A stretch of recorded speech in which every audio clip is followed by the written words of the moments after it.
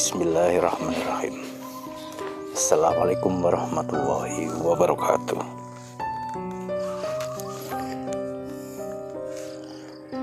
Sebelumnya saya ingin bercerita tentang kewalian Mbah Nur Walangsongo atau terkenal dengan nama Mbah Nur Turia bin Sayyid, Genteng Moga, Pemalang, Jawa Tengah. Mohon maaf bila ada kesalahan atau kurang tepatnya cerita ini, karena saya mendapatkan cerita ini pun dari mulut ke mulut. Jadi seandainya ada yang kurang tepat, mohon dimaafkan dan silahkan untuk dikoreksi.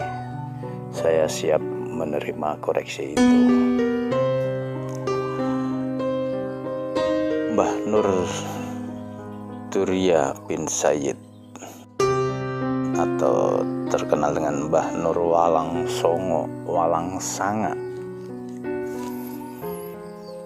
Beliau memang sebagai imam masjid Genteng Moga, Pemalang.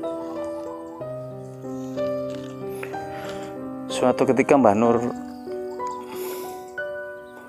diberi ganjaran, yaitu sakit kulit sekujur tubuh yang menjijikkan, sehingga sebagian para jemaah atau warga setempat merasa jijik dan merasa memandang hina Mbah Nur, sehingga dikatakan tidak pantaslah Mbah Nur untuk memimpin sholat atau menjadi imam sholat. Mbah Nur sadar diri setelah dikatakan dia tidak pantas menjadi imam masjid.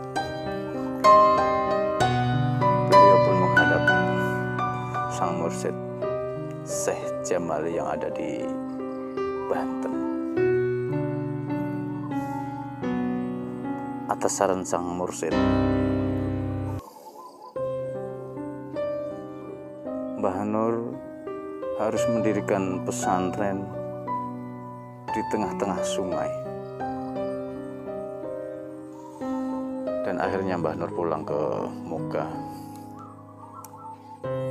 Dan anehnya, setelah pertemuan dengan sang mursyid Syekh Jamali, Mbah Nur pulang dan sampai kampung halaman penyakit itu semua hilang, benar-benar bersih.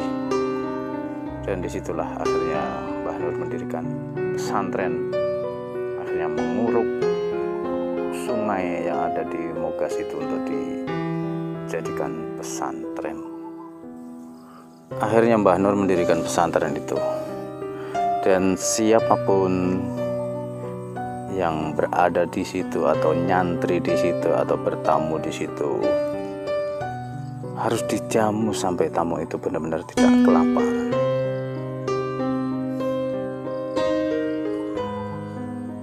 Bahkan siapapun yang nyantri di situ tidak akan dipungut biaya. Yang penting mau nyangkul, mau bekerja keras, karena memang sawahnya Mbah Nur sangatlah luas. Suatu ketika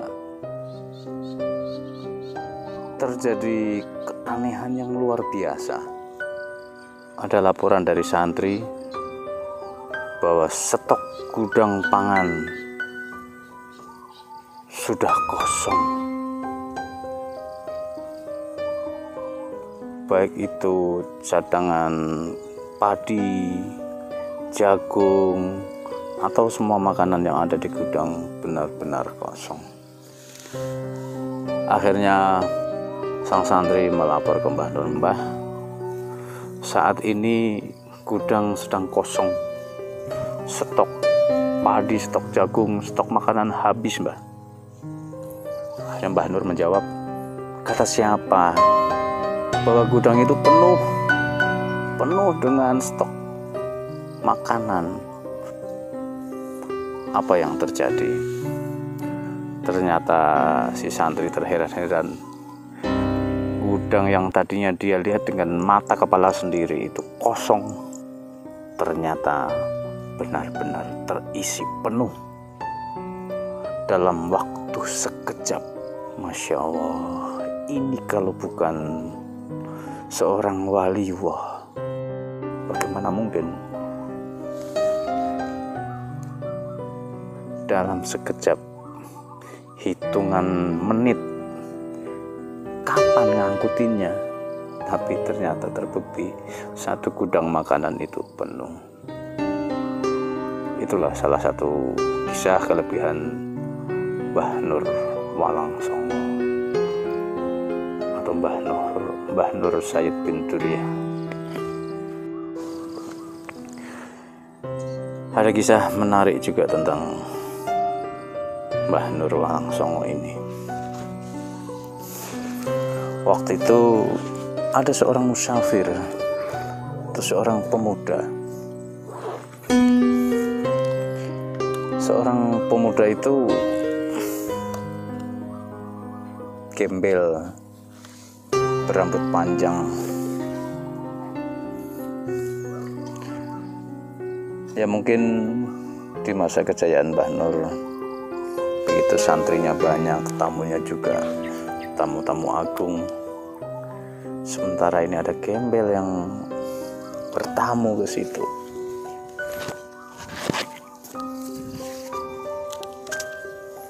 Ada gembel yang bertamu ke situ. Si santri tidak percaya bahwa Mbah Nur akan menerima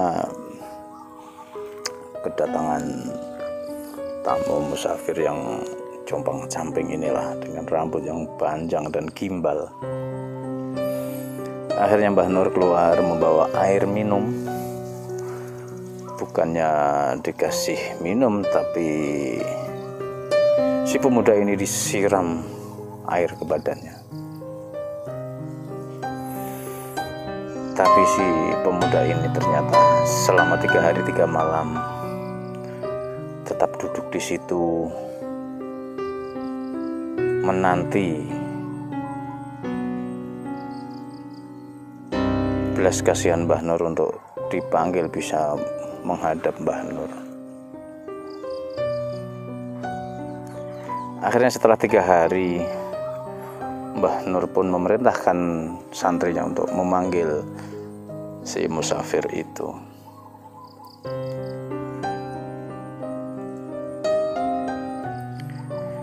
Setelah 3 hari, Mbah Nur mempersilahkan tamu itu untuk masuk ke kamar pribadi Mbah Nur. Setelah pemuda itu beranjak dari tempat duduknya, si santri tidak percaya begitu saja. Bahkan dia menyangkal, nggak mungkin Mbah Nur mau menerima tamu kayak orang seperti kamu itu, gitu loh. Nggak mungkin Mbah Nur mau menerima tamu seperti kamu itu, nggak mungkin. Ya akhirnya si musafir ini bilang, ya udah, sampaikan ke Mbah Nur. Saya minta Mbah Nur sendiri yang membawa saya masuk dan digandeng. Akhirnya benar, Mbah Nur pun keluar dan menggandeng tangan pemuda ini. Ya sebetulnya Mbah Nur bisa saja itu menguji kesabaran si musafir ini, bukan emosi atau amarah semata-mata, karena Mbah Nur juga bukan orang sembarangan, tapi orang yang memang sudah mumpuni atau sudah memahami tentang ma'rifatullah. Akhirnya terjadilah dialog antara Mbah Nur dan sang musafir itu. Sang musafir bertanya, "Mbah, kula badhe tangklet." "Iya, takon apa?" "Mbah, saya mau bertanya." "Iya, mau tanya apa?" "Lautan samudra, gunung, hutan, kali, lautan, samudra, hutan, sungai. Sinten ingkang damel, Mbah? Siapa yang membuat, Mbah?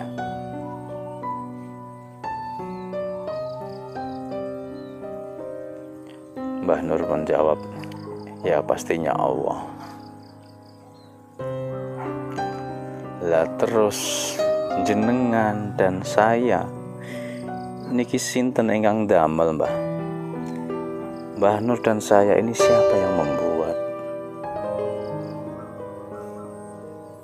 Mbah Nur pun menjawab, ya tentunya Allah. Lah kalau Mbah Nur tuh menyiram air ke saya, Mbah Nur tuh menyiram siapa? Disitulah akhirnya Mbah Nur minta maaf. Saling berpelukan, saling menangis, bahwa memang Mbah Nur tidak ada niatan semata-mata untuk memperlakukan musafir itu seperti itu. Akhirnya disitulah saling memaafkan, saling minta maaf. Dan ini bukan aib, tapi ini sebetulnya bisa saja Mbah Nur itu menguji kesabaran sang pemuda itu. Dan akhirnya sang pemuda itu pun menjadi nyantri di situ, menjadi siswa Mbah Nur, ikut mengabdi ke Mbah Nur. Subhanallah. Sebesar Mbah Nur, dia tidak akan segan-segan minta maaf kalau memang beliau salah. Dengan santri yang banyak, dengan nama yang melambung tinggi, tapi Mbah Nur tidaklah menjadikan orang yang sombong atau lupa diri. Jika ini dianggap suatu kekhilafan Mbah Nur, menurut saya ini tidak. Saya yakin bahwa ini semata-mata Mbah Nur menguji kesabaran atau keimanan sang musafir itu sendiri. Dan terbukti hubungan beliau dengan sang musafir amat sangat harmonis dan patut dijadikan suri tauladan kisah-kisah Mbah Nur atau ketasawufan Mbah Nur. Semoga Mbah Nur dilapangkan kuburnya dan digolongkan ke ahli surga. Al-Fatihah. Iyyaka na'budu wa iyyaka nasta'in. Shiratal ladzina an'amta 'alaihim. Kan derajat Mbah Nur dan mendapatkan tempat yang mulia di sisi Allah Subhanahu wa Ta'ala atas jasa-jasa beliau, karena pernah mendidik orang untuk menuju tentang kebaikan dan kebenaran.